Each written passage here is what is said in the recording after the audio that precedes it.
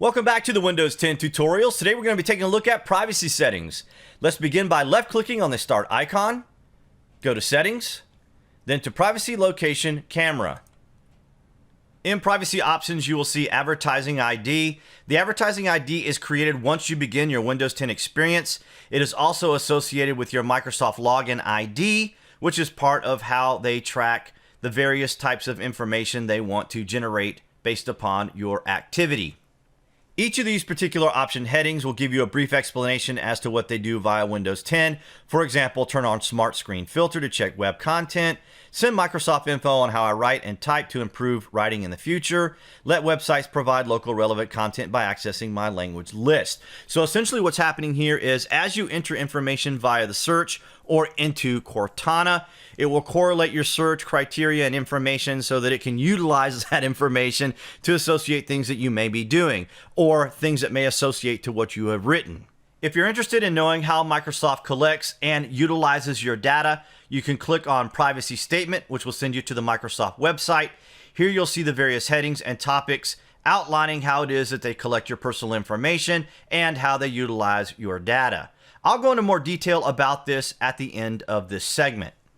Next, we're going to be taking a look at location. Location is probably going to be more important for individuals using a tablet or perhaps even carrying around a laptop.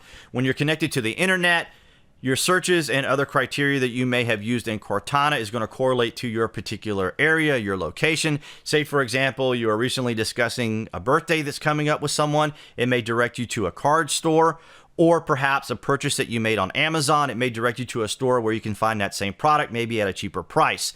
So with this being on my personal PC, I've set it to off. Next, we're going to move along to camera. In Windows 10, they give us some additional options as part of our login ID, one of those being facial recognition, which can be utilized through your camera. I have set mine to off. Down below, you can see what other software programs are associated with your camera usage. Moving along to microphone, you can now utilize your microphone in place of having to type. You simply state your search criteria or other things you may be looking for in Cortana and or search. This is kind of self-explanatory. I've left mine on as I'm experimenting with how it works, and you can see the affiliated applications that it is associated with.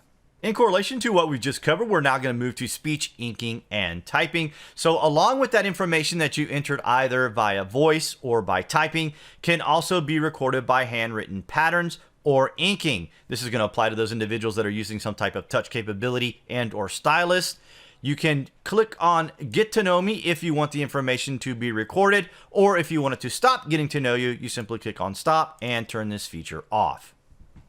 Account information may be one of those sensitive areas that you want to ensure is in fact turned off for those who choose to do so, because as you see here, lets apps access your name, pictures, and other account information. This may be important to you as a user. It is to me. I have this set to off. Your other areas of personal information, of course, is going to be your contacts. I have these set to off, along with information pertaining to my calendar. Those who are using a messaging system, text or MMS, you can decide whether or not this particular feature is going to be something that you will leave on or off. For individuals using Bluetooth capability along with other wireless technology, can go into radios to determine whether or not you want to leave this on or off. Those individuals using syncing devices that would like to share app information can do so via the sync with devices.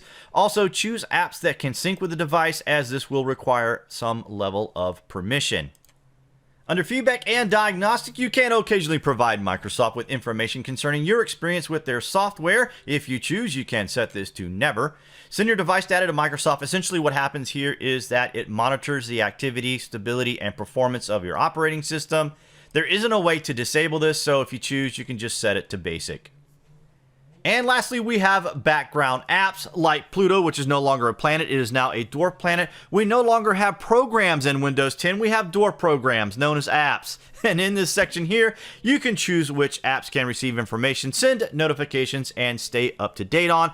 I have left mine on because I'm kind of curious how this all correlates and works with the other settings I have made. Now, of course, in real life, our privacy is very important to us. We oftentimes discuss how much of that privacy we want to give up for security. security, and of course, our security on PCs and mobile devices is equally as important. So we also have to make a determination on how much of our privacy we want to give up for the auspices of conveniences. I hope that this outline has been helpful to you. I know I didn't go into a lot of detail for each particular one. If you do have questions, feel free to leave them in the published section below.